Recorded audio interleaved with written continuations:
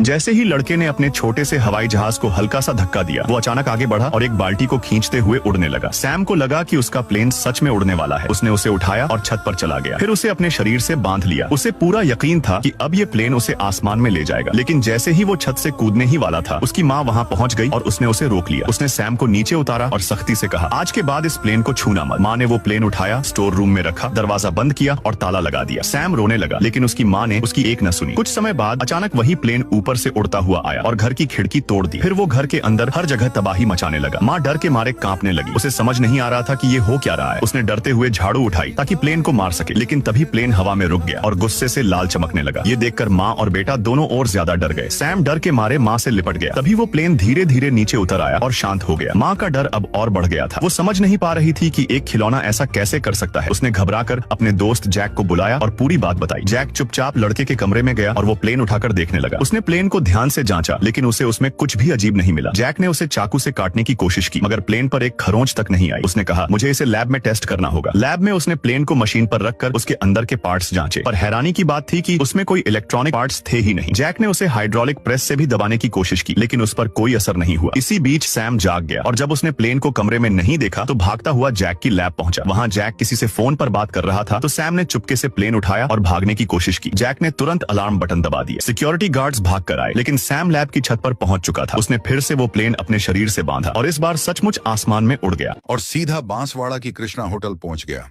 वहां पहुंचकर उसने वहां की फेमस दाल बाटी खाई, जिसमें उसको उड़द, चना दाल, तुअर दाल, गुजराती कड़ी चावल, बाफला बाटी देसी घी के साथ चूर, मालडू पापड़, छाछ, लहसुन चटनी, ग्रीन चटनी, प्याज खाने को मिला। आप भी आइए और आनंद लीजिए।